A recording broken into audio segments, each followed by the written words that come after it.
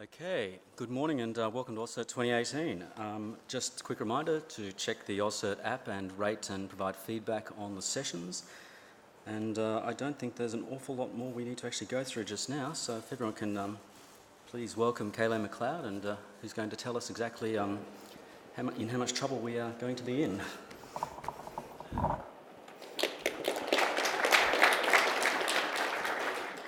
So, thanks for coming to the conference's most boring session. There's no denying it, this is a boring topic. It is the world's most boringest topic.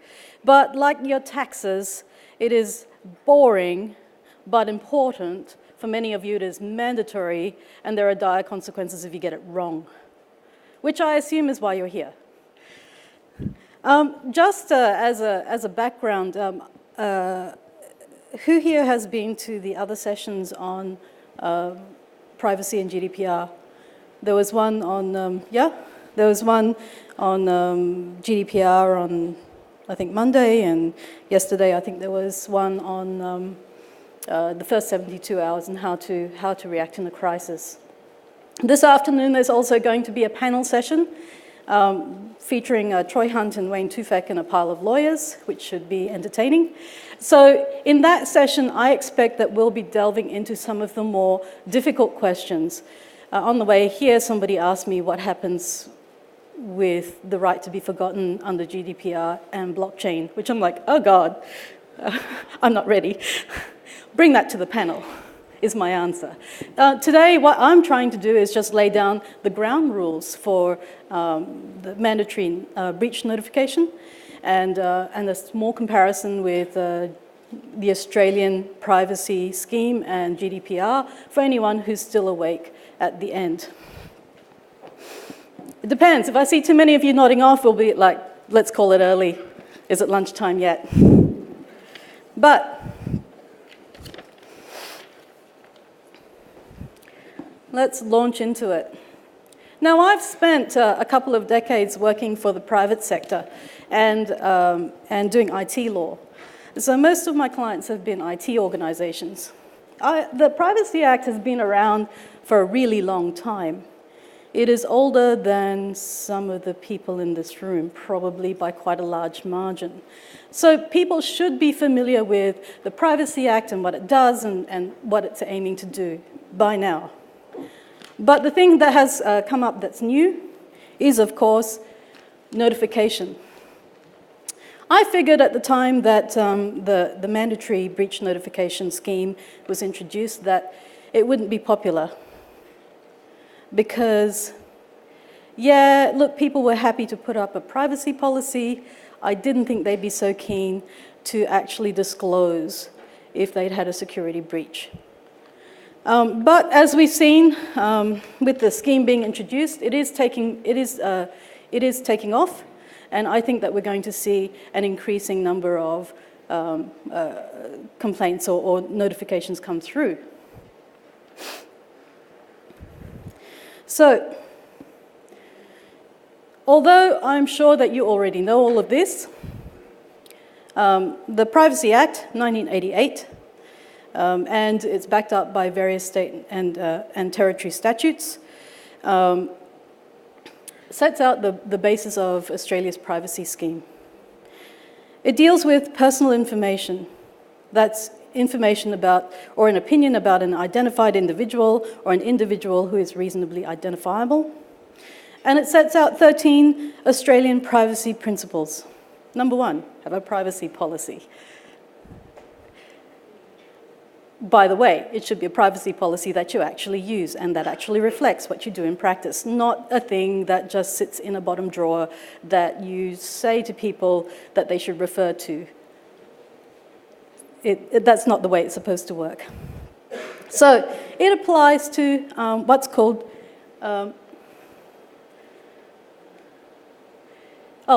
APP 11 in particular is very important here, because it says that an APP entity that holds personal information must take reasonable steps to protect the information from misuse, interference and loss, as well as unauthorized access, modification or disclosure. So The obligation to keep adequate security over the personal information that an organization holds has already been there in the Privacy Act from the beginning. It is a thing. Holds, by the way, is more than directly holding, but it's anything that an organization has under its control, which means that outsourcing to a third party isn't a get-out-of-jail-free card. But what's an APP entity?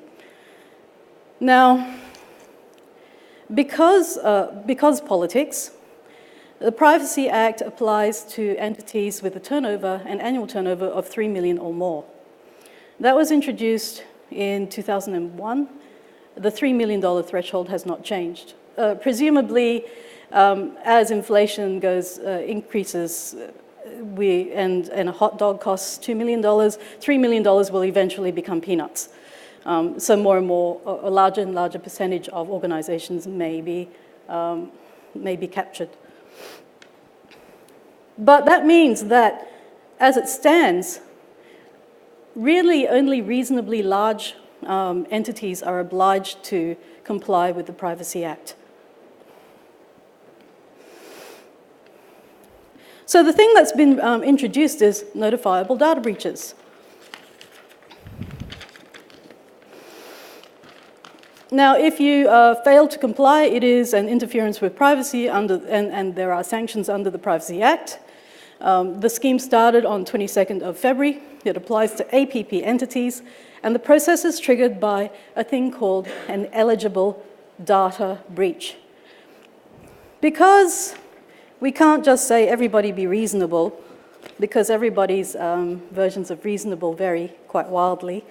There are a lot of guidelines and things that have been set down by the Privacy Commissioner, and many, many, many pixels have died in the pursuit of greater clarity in this area. If you need to have a look at the guidelines and things, there are copious, copious notes trying to explain or set down some context around what each of these terms might mean. But we'll go through them quickly.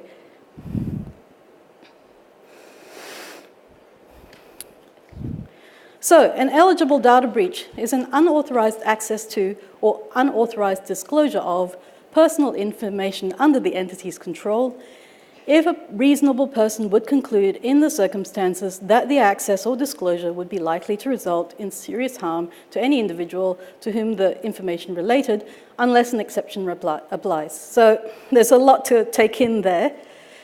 But first up, the thing that struck me about this is that it's dealing with unauthorized access to or unauthorized disclosure of personal information, not loss, for starters.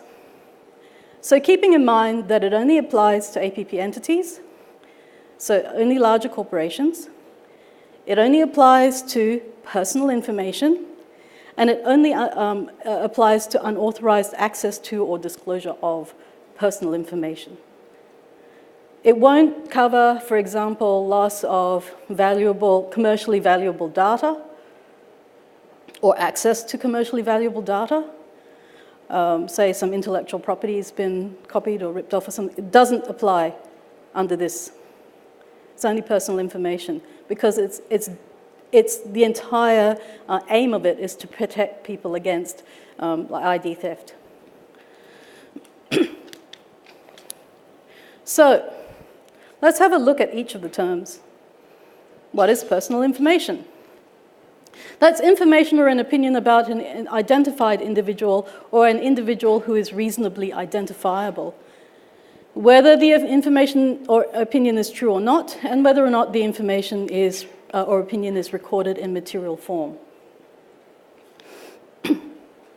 There have been a couple of cases on this, not a lot, courtesy of Ben Grubb. We do know that, for example, I think it was metadata relating to his mobile phone usage, I think it was, is not personal information because it's information about the telephone usage, not the person.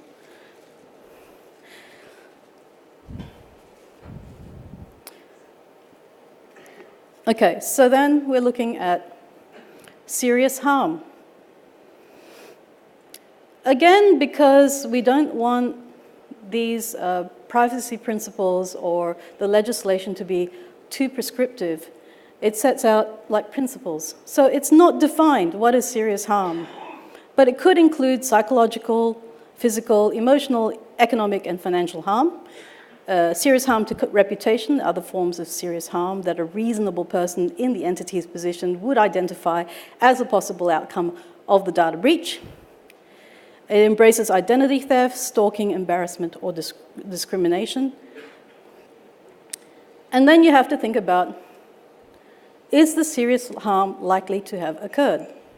And that depends on the kind of information, the sensitivity of it, what security measures were in place, whether it was encrypted, for example. So yes, technically it may have been accessed in a way, but it was encrypted, so it wouldn't have made any sense to the person who accessed it. The type of person who might have gained access, and so on.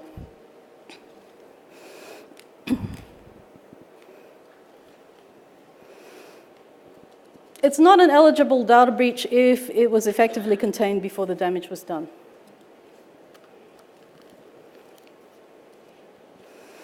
Again, that to me says that there are a lot of incidents which that could be regarded as serious security incidents or security breaches, which would not be an eligible data breach under this Act.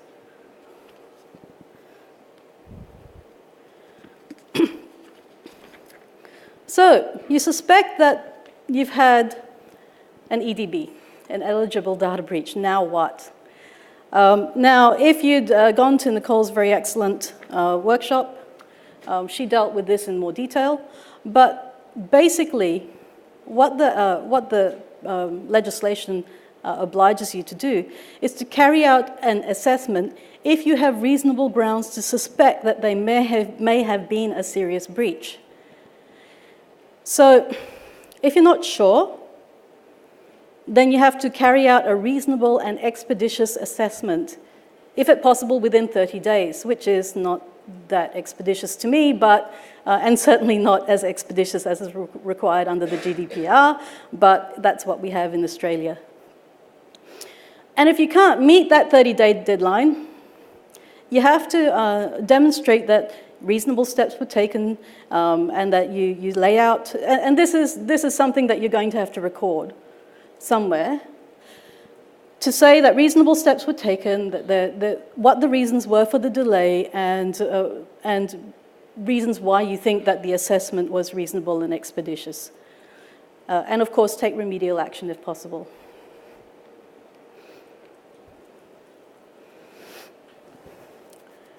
Again, much has been written about all of these things, and there are very, very good guides on the Privacy Commissioner's website. So if your assessment shows that there are reasonable grounds to believe that an eligible data breach has occurred, then you have to give an eligible data breach statement to the Commissioner, which is a simple online form that you can upload. You have to give that statement to the affected individuals. But in some cases, it's not practicable. Because, for example, there may have been a lot of people involved or affected, but the level of personal information that was compromised may have been quite low. For example, just their email address or just their name. That's lower level than their entire health records. So if it's not practicable to notify specific individuals, then you publish a copy of the statement on your website and take reasonable steps to publicize the statement. And just as a side note, if the breach was done not by you, but one of your contractors or your third-party outsourcers or something like that, either you or the third party can make this notification. Generally speaking, I think that if you have outsourced something to someone who's hosting data, or if you are the data hoster, but you don't have any direct relationship with the clients, it's the entity that has the relationship with the clients that should probably take charge of making notifications. Otherwise, you may be, whichever side you're on, you may find that some random makes notifications to your clients about some data breach that has occurred. It's not going to be a good result. So that may be something that you look at in your arrangements where you are outsourcing, data hosting or anything else, support or whatever it happens to be. What has to be in this EDB statement? It needs to set out what you'd expect, the contact and identity and contact details of the entity, a description of the breach, the date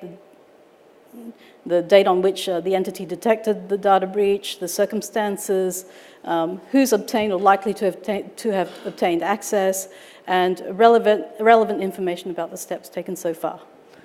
That's pretty straightforward. You can put, you can lay out the actual data that was, the information that was involved in the breach, or if it's just information of a kind, lay out the description of the kind, and what steps the entity recommends that the individuals take in response to the EDB. Remember that this is a notification which goes to the commissioner and to the individuals affected.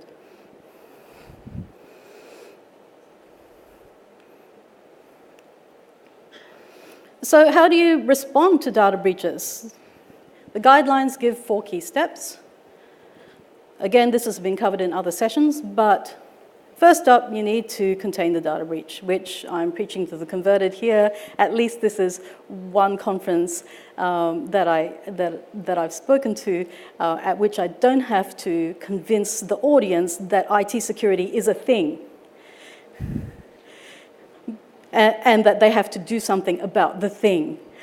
So at least I'm preaching to the converted here, which is excellent. So contain the data breach, assess the data breach, gather your information, evaluate the risk, and remediate the risk. Notify the individuals and the commissioner if required. Now, you may choose, of course, to notify them even if it's not mandatory, but if it is mandatory, then it's mandatory. And then have some sort of a way to review the incident, have a post-mortem, identify any preventative measures so it doesn't happen again. I should say, I was having a conversation with one of Nicole Murdoch, who did one of the other sessions last night, and she said a startling opinion that she's heard a few times now is that if you do this EDB notice and give a notice to the commissioner, that it's a get-out-of-jail-free card, so you won't get fined if you make the notification. That's not true. I don't see anything that says that if you make this notification, then the most you'll get is a slap over the wrist or they're there. It's not true. Fundamentally, generally speaking, if you've had an eligible data breach, it's likely that you have probably breached one of the APPs, probably APP 11, not having adequate security or whatever it is. Not always, but quite likely. And if you discover that a breach has occurred, making a notification doesn't mean that, therefore, no penalties will apply. There are penalties that apply for not making a notification when you're supposed to have.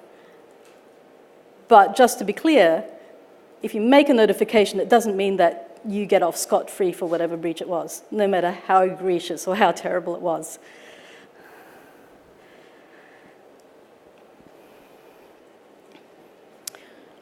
Now, again, as I said, the commissioner has a lot of guidelines, lots and lots and lots of them. Trudging through them was quite a task. And some of the guidelines are, as you might expect, have a data breach response plan. Here again, I think I'm preaching to the converted. I don't think anyone's sitting there going, yeah, nah, I don't need to do anything about it. Yeah, nah, she's right. But take a look at the guidelines. Put together your response plan. Again, for this audience, your personnel are quite likely to be up with what is a data breach. I'm assuming your personnel probably know, but it depends on where you're at. How many people here are, say, government? Government? Yep. How many people here are from large organizations where they're not IT security specific organizations? Yep. And who's working for IT security companies? A number. Okay. So particularly for organizations where you might be the IT security expert or the technical expert in your organization, but it is not an IT company, the personnel may need extra training as to what is a data breach. They should know what constitutes a data breach, what is personal information, when is this a serious thing, have a strategy for containing, assessing, and managing data breaches, have something that sets out the roles and responsibilities of staff so they know who to contact if they're not sure. Maybe we've got a thing. Who do I talk to? There should be some kind of clear plan. How to document the data breach? Again, a lot of the remediation and putting together the EDB report and things like that hinge on how well you document what happened. So if you are if you have no plan, so somebody says, oh, I think we've got a problem, it sits in somebody else's inbox for 3-4 weeks because it's not my problem, I don't know, is it your responsibility, is it your, and then it gets pinged around a bit, and then eventually somebody gets to do something about it. Eventually it gets to someone who thinks, wait, we do have to take action on this. By then, you've lost a huge opportunity to act in a timely manner, to report things, to document things, to figure out a remediation plan and so on.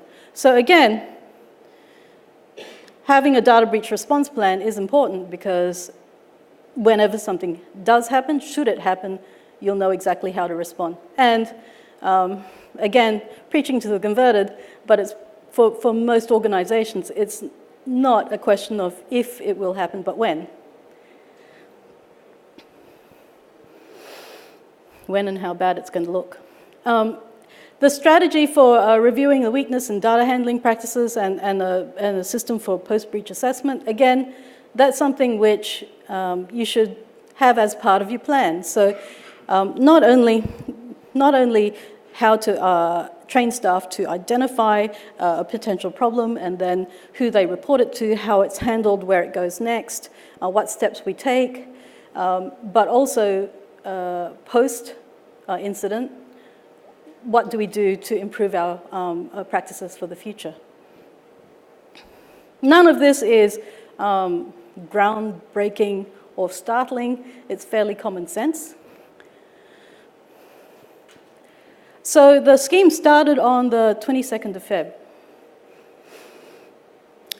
And again, as I said, I wasn't thinking it was going to be a popular scheme. I thought that people would be, that entities would be more likely to be scrambling to sweep things under the carpet. Wait, that's what they have always done. Sweep things under the carpet and hope that nobody notices, right? And I thought that that was going to continue. But to my surprise, there actually has been some notifications that have already come out. The Privacy Commissioner does quarterly reports. The first report covered January, February, March. Of course, it only started in mid-Feb, so the numbers are patchy. But already we've seen 63 reported. And you can see, it only started in February. There were already 8. That was like the last week of February. So people were gearing up, and as soon as it started, they started reporting, which is encouraging to see. Where are they coming from? I'm glad that the doctors were first, but legal and accounting was second. Which is embarrassing. Let's just gloss over that. Finance is next, and then education and charities. Again, this is all from the Commissioner's report. Keep in mind, Commissioner isn't listing all of these notifications on its website. So it's not as if when you make an EDB notification that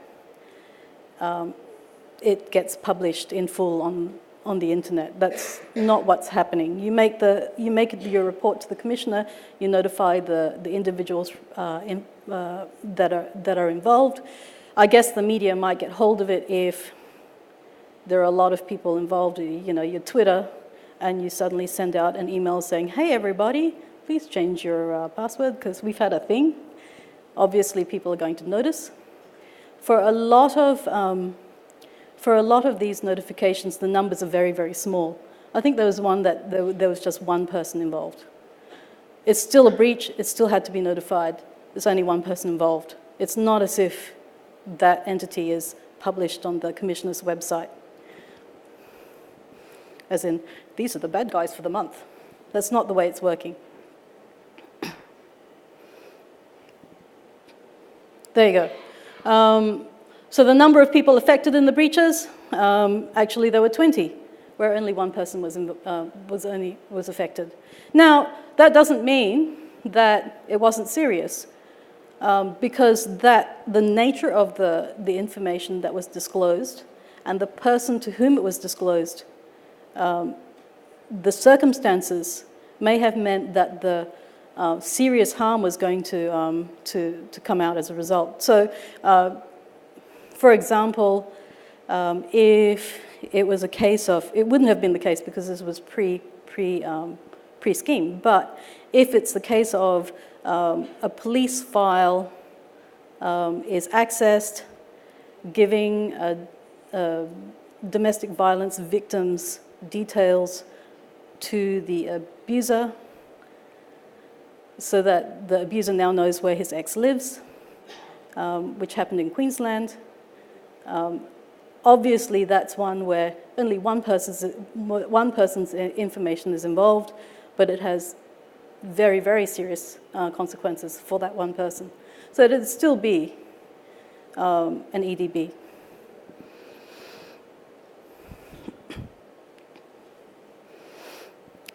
So that's the basics of the breach notification. Again, we haven't gone through all of the APPs and the existing scheme under the Privacy Act because that would be beyond boring. That would be terrible. But you should already know that because that's been in place for a long time.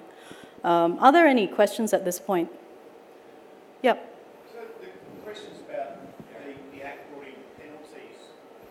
Sorry, thank you for your talk, by the way. One of the previous amendments brought in penalties. So of these 63, were penalties applied, or what's the privacy committee? Because that seems to be what's driving. I better report and I better improve security because I don't want to pay the penalties, but I haven't heard in the media any penalties being applied. There aren't penalties being applied yet for breaches of the mandatory data reporting notifications.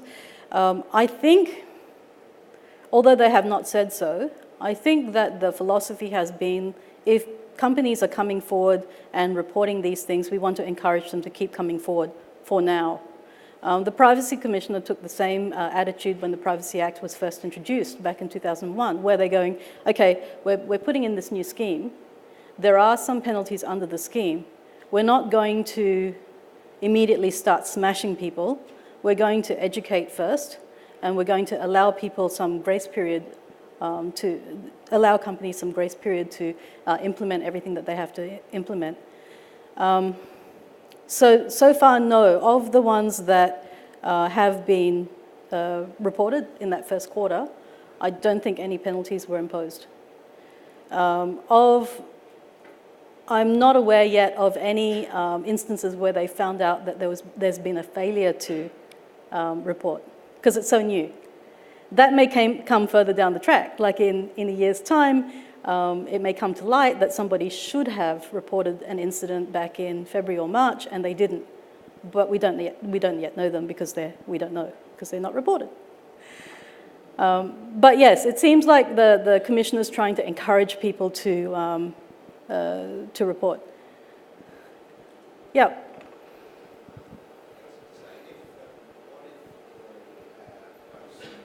Sorry. After post-incident and after there's potentially been some form of incident Sorry, can you start response. again? I didn't hear it. I didn't hear the first bit. So after a post-breach and there's been an incident response, if they cannot come up with satisfactory answers to for the actual notification itself, what happens then? So I guess, for instance, if a hospital is breached but they're not able to identify exactly what's been taken and what records, what would happen in that instance? I think that you would have to do as much of the notification as you can. Like, it may take you some months to unravel and do some sort of root cause analysis or something like that and figure out what it was in your system that allowed the breach to occur. But you would at least say that these are the steps we're taking to investigate, for example.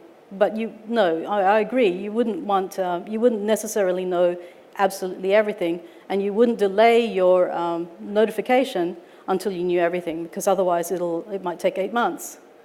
And then you tell people that, oh, by the way, hey, back in February, that we had this incident, which is what the scheme is trying to avoid. I see one down the back. There's also been a handful of questions around how does this affect, say, government departments and state government departments, and whether state privacy policy overrides the APP or not? You know, I knew that was going to come up. And that's something which we're actually discussing internally at my firm, because we do HWL, is a national firm, and we do a lot of work for government on the procurement side, as well as working for private sector IT companies. And it's a conversation that we're having internally under the Information Privacy Act of Queensland. It's quite possible that government departments, certain government departments may have to do this notification. So it's something which we're also looking at internally. It does have ramifications for government. Certain government agencies, I think, may be caught. Hi there. I was wondering what the implications are for retrospectivity, in the sense that if you have a data breach on one date and it's not discovered past the 30 days or even longer, way past that, what the implications are on a company in those circumstances. So first of all, the breach itself has happened after 22nd of Feb, and then it's taken you longer than 30 days so you've just delayed. Again, the guidelines say that if you can't do that notification within the 30 days, and mind you, the detail in the notifications is not that onerous. It's fairly general in nature. But if you can't comply with that 30 days, then you would have to document it, your reasons why, and reasons for the delay, and things like that, and then notify when you can. But of course, you would also have to explain to the Commissioner why it took you as long as it did. Again, I think the overriding principle is don't do nothing. Like, don't sit on it, don't delay, don't do nothing. Just, you do have to take reasonable steps. Yeah. Is an IP address personal data under the Australian law? Is it Yeah, there's not a clear case. There was one case in tribunal in New South Wales that I know of, which said yes, it's possible. Again, personal information, it depends on whether or not an individual's identity is reasonably ascertainable from the data. So I think it's arguable. IP addresses, there may be many people at a particular IP address. It doesn't pin down an individual, but I do know of a tribunal determination in New South Wales that said maybe, possibly, but it may depend on the circumstances. It depends, because again, there's another case which talks about data which was about a person, the identity of that person wasn't immediately ascertainable from the data alone. But if you matched it up with this database, this database, this database, and maybe the white pages, and you aggregated enough data, you'd figure out who it was. In those circumstances, that data was, I think, held not to be personal information, because yes, maybe it was ascertainable if you took enough steps, but that's not reasonably ascertainable from the data. So again, I think there's a subjective element to it, and it'll have to depend on circumstances.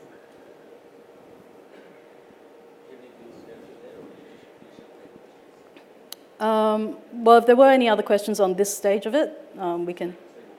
Sorry? 3 minutes. We can run through GDPR. Is everyone still awake? Awake? Good. We're going to run through it really quickly, the key points of GDPR. Now, GDPR started in on the 25th of May, which is why it's so topical. It talks about data subjects in the EU. It affects Australian entities, particularly if they are selling to the EU, if they've got headquarters in the EU or some sort of office in the EU, or in some cases if they're tracking or processing data of EU subjects. They both deal with personal information. They're similar sort of concepts under both. One of the key differences is that GDPR doesn't have that $3 million threshold, so all entities are caught, no matter of what size. That means that a lot of Australian entities may be caught by GDPR, but not the Australian privacy legislation, which is really weird.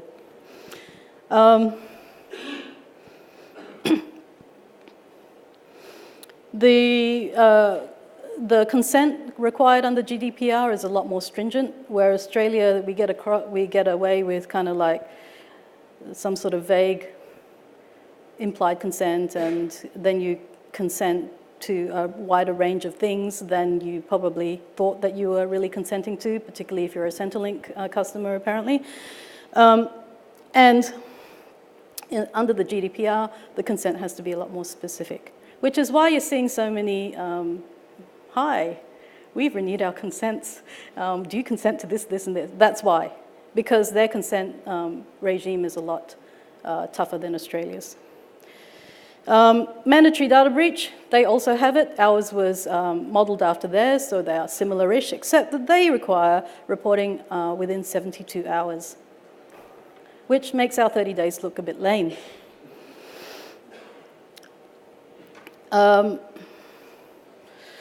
The overseas transfers in Australia, you can do overseas transfers of personal information with some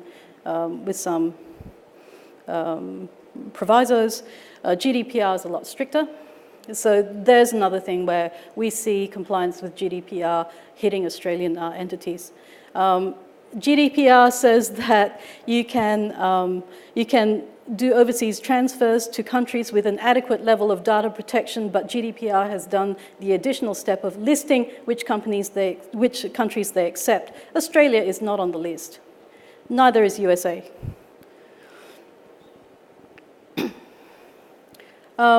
The penalties are also another key difference, where GDPR, as we were saying, the Privacy Act has theoretical $2.1 million maximum penalty, but in actual fact imposes far, far less, sometimes for even nominal amounts. GDPR, again, their technical maximum is up to 20 million euros, or 4% of annual worldwide turnover, which is why everybody's taking it very, very, very seriously. And also, GDPR introduces a pile of individual rights. Under the Australian Privacy Act, it's a privacy scheme, but it doesn't mean that individuals have a lot of individual rights. GDPR introduces them, things like the right to be forgotten. And that's probably all we have time to cover. If everybody could thank Kay for this interesting presentation.